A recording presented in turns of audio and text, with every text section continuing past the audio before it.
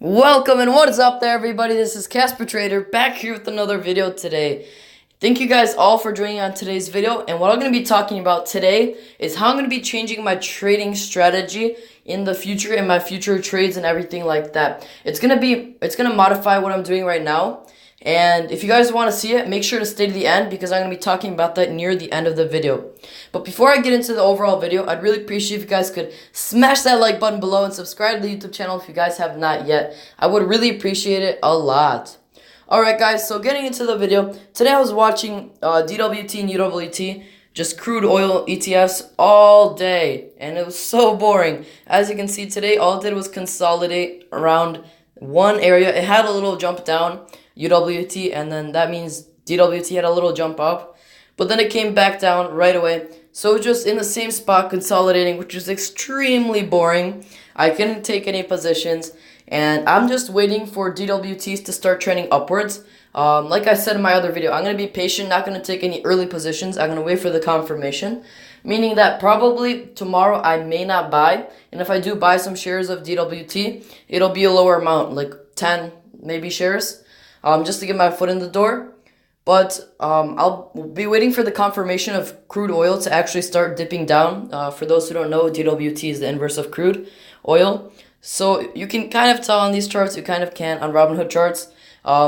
It keeps going up, down. It has like these little mountains, but it's on a downtrend. So right now, it's right in the hole, and it's about to jump right back up, which will lead to a nice profit margin, probably of around 10% or even more, which will boost my account indeed up a lot if it does go in my direction and if it does push in my direction. As you can see, my account value last month, it isn't looking so nice. Since I restarted the challenge, which was right around here with $200, I'm about flat. I mean, I made $4, not much, but it's always some profit. It's the end of week 2 almost, and I've got to get my A game on, and at least I'm not taking any bad positions after yesterday. I'm just going to wait for a good position to strike, and then I'll put my money in. So that's just what's up with this.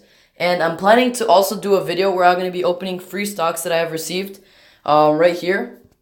Let's see. Yes, 3 free stocks right here. I'm planning to do a video of opening these stocks, and hopefully you can get some good stocks like Apple and Microsoft. So stay tuned for that video. I'll be probably doing it sometime during the weekend.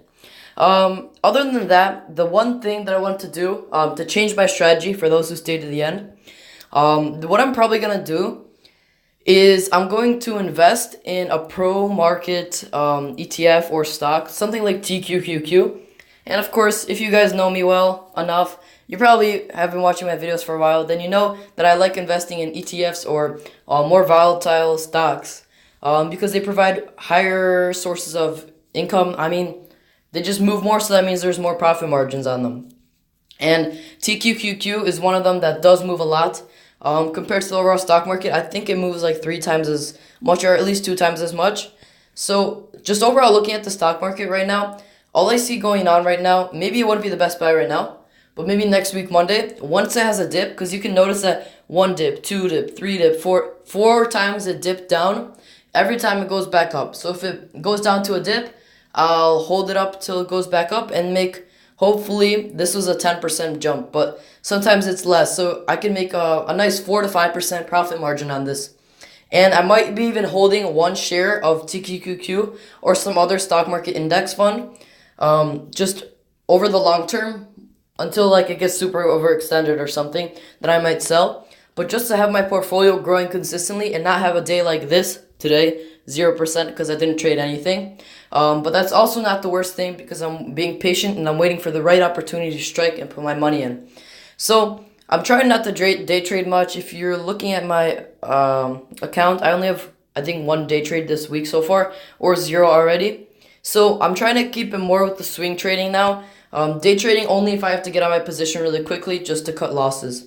But other than that, if you guys have any other questions, comment, concerns, anything like that, I really appreciate if you guys could drop that in the comment section below. I read every single one of them, and lately I've been getting some interesting comments, so keep it up. I really enjoy reading them. So that's basically going to be it for today's video, guys. Today, it was flat day, but I just told you my plans and my little slight modification to my trading strategy. And I hope you all enjoyed the video. And if you guys did, I'd really appreciate if you guys could smash that like button below if you haven't yet. And subscribe to the YouTube channel. I really welcome you to the family and community of Casper Trader people. I need to make a name. You guys drop something in the comment section below if you watch to the end. Let me know what should I name you guys subscribers. I don't want to name it, I don't know, family. That's a little generic. So think of some ideas and put it down. I'm gonna look at the comment section. All right, thank you guys so much for watching, and I hope you have a fantastic Friday.